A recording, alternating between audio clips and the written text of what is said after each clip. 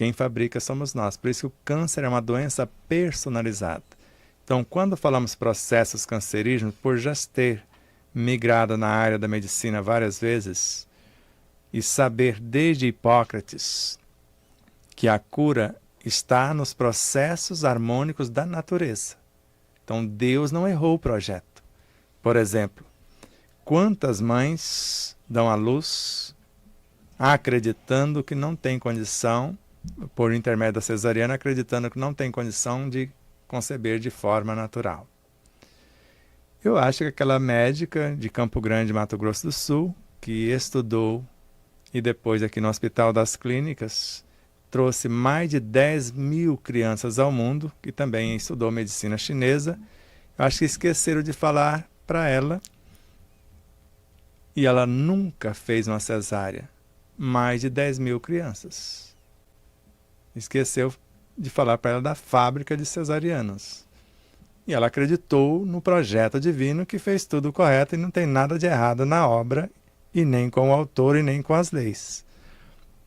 Então, quando nós percebemos que saímos do prumo das leis de harmonia, das leis de equilíbrio, o que nós chamamos de doença, o energismo perturbado de um pensamento negativo, de uma emoção desgovernada, de uma palavra em desalinho. Inclusive, a gente pode parar um pouquinho e ensinar o pessoal a fazer feitiço. Será que eles vão gostar? Macumba. Será, Saiguzas, que eles vão gostar? Fazer macumba? Bruxaria. Um pouquinho mais forte. E magia negra.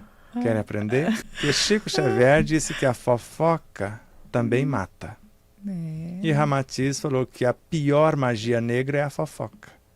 Então, quando começamos a fofocar da vida alheia, usar da maldade, da mentira, da maledicência, etc., nós começamos a matar as nossas células. E aí começam os processos cancerígenos, que no primeiro livro, Nas Origens do Câncer, no capítulo 9, com Ramatiz, ele fala que o câncer começa quando eu começo a perturbar a energia da natureza, que nós chamamos de elementais, que Kardec chamou de espíritos da natureza, né, forças da natureza, e são eles que governam os nossos órgãos, governam as nossas células, governam os nossos átomos, e que Camille Flammarion chamou de alma virtual.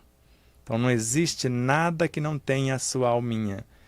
Então é um átomo de carbono, disso ou daquilo, gerenciado por essa alminha que torna-se um indivíduo ali, mesmo pequenino. Se um átomo é um aglomerado de forças vivas, um átomo tem uma consciência. Porque Alice Bailey fala da consciência do átomo. E a consciência do átomo é um elemental, um espíritozinho que coordena espíritos menores, as partículas atômicas. Mas quando chega num elétron, Ramatiz fala que tem um elemental que comanda o elétron. Mas Aulus, na obra Nos Domínios da Mediunidade, fala que um fóton, que faz parte da estrutura do elétron, é um elemental também, é um agente da natureza.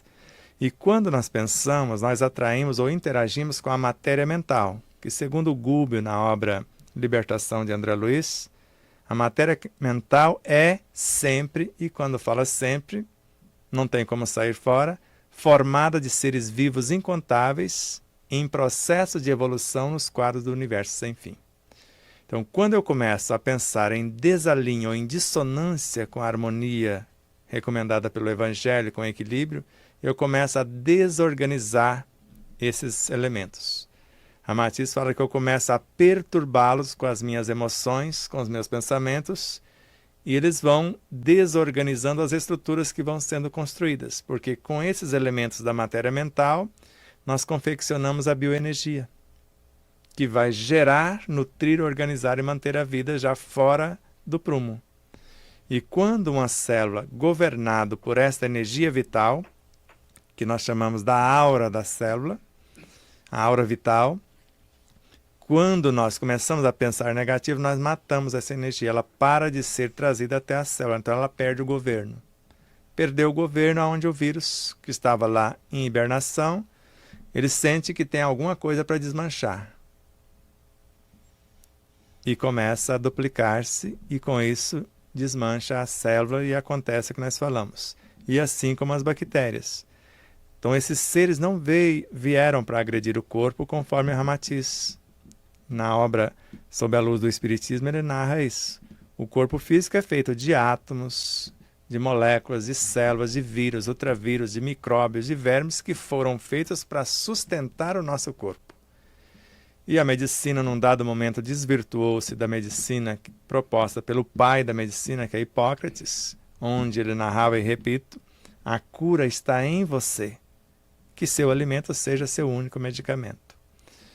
E quando desvirtuam a medicina, achando esses serizinhos e criando armas para matá-los, criaram mais doenças. Pode ver que a cada dia que eles sofisticam os equipamentos para registrar, para chegar ao diagnóstico, as medicações, quanto mais eles se esforçam para isso, mais doença aparece. Por isso que Joana de Ângeles, só finalizando, não existem doenças, existem doentes.